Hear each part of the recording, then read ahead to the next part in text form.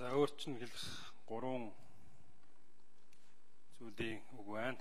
За эдийн засгийг илүү сайжруулад явж явах тийм боломж өөрчлөн байна. Өнгөрсөн 4 жилийн хугацаанд ардсан нам эдийн засгийн өсөлтийг илүү бий болгох тэр хундаам суурийг нь тавиад өгсөн байгаа.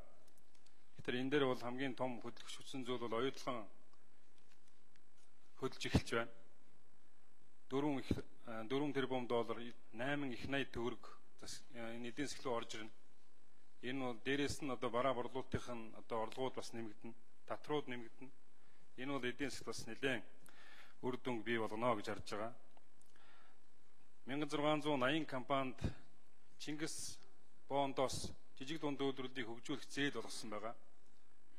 Энэ зээлийг авсан компани аж ахуйн нэгжүүд өнөөдөр өнгөрсөн жил ч юм уу энэ жил ч юм уу үйлдвэрээ дөнгөж байгуулж байна. Одоо үйлдвэрээ нэгээд хүмүүсийг ажилд аваад орлоготой болох тэр боломжуудыг бүрдүүлж өгч байгаа. Ингэснээр бол эдийн засгт маш тийм хөшөөрөг бий болно.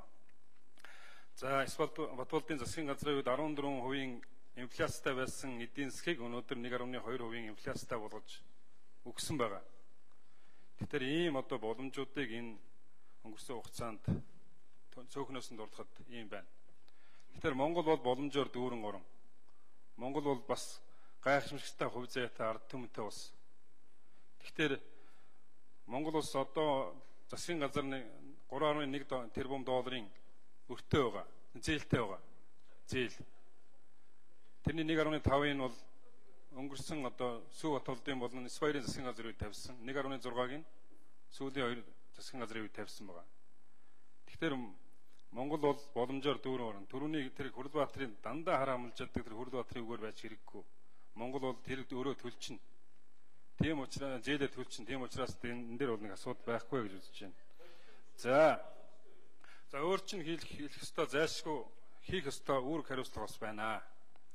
Ипотекийн зээлийг өргөжлүүлж явуулах ёстой. Нийтдээ 82 мянган айл өрх энэ зээлийн ипотекийн зээлийн хүрээнд байртай болсон. 100 мянган байр өнөөдөр эзний хүлээгээ зах зээл дээр байж байна. Энэ барилгын салбарын тойрсон нийтдээ 200 мянган гаруй ажлын байр хэвэн байх тэр боломжийг ипотекийн зээл олгож байгаа. Ипотекийн зээлийг зогсоох юм бол тэр 82 мянган иргэн 100 мянган байраа хүлээж байгаа хүмүүс тэр барилгын салбарын 200 мянган хүмүүстэй хамт таны тэр шийдвэрийн эслэг тэмцэх болно гэдгийг энд хэлье. За сайн малчин хөтөлбөрийг хэрэгжүүлэх ажлыг үргэлжлүүлэх ёстой. 800 мянгаас 1 сая төгрөгийг малчин өргөх жилдээ 10-аадахан банкны захирлын карманд төлдөг байсныг өнгөрсөн засгийн газар 600 мянган малчин өрхөд үлдээхээр шийдвэрлсэн байгаа. Тэгэхээр энэ бол нэгдүгээрт малчтын орлогыг нэгдүгээрт маш сайн нэмэгдүүлж өгсөн. Хоёрдугаарт нь тэр суманд амьдардаг 200 гаруй мянган дэлгүүр хоршоо ажилуулдаг тэр иргэдийг орлоготой болох тэр боломжийг нь бүрдүүлж өгч байгаа. Тэгэхээр сайн малчин хөтөлбөрийг зогсоох юм бол та 600 мянган малчтынхаа өмнөөс тэмцэх болно гэдгийг бас хэлье. За сайн оюутан хөтөлбөр байна. Сайн оюутан хөтөлбөр тэр ээж аавда гэр бүлдээ дарамт болгож тэр төлбөр төлдөг байсан тэр оюутнуудыг өөрсдөө зээлээ аваад сургуульдаа сурах тэр боломжийг нь олгож байгаа. Сайн оюутан хөтөлбөр бол энэ Монголын ирээдүйг хамгийн сайн болгох тэр зүйлд хөрөнгө оруулсан зүйл. Тэгэхээр энэ хөтөлбөрийг зогсоох юм бол 166 мянган оюутантайгаа хамт таны эсрэг тэмцэх болно гэдгийг хэлье. За 3 дугаарт нь өөрчн өгөх сэрэмжлүүлэг байна. Өөрчн өгөх сэрэмжлүүлэг байна. Та өөрөө энэ суудлаар суух ёсгүй байсан юм аа. Таны намын дарга энэ суудлаар суух ёстой байсан. Гэтэл тэр хүн суусангүй. Дандаа хүний ардуур нуугддаг. Дандаа хүний гараар могоо өрөвддөг. Дэндүү дотуур тамиртай. Дэндүү муу санаатай ийм хүн ерөнхийлөгчийн сонгуулийг сэрүүн мөрөөдөд өнөөдөр таны ардуур суучлаа.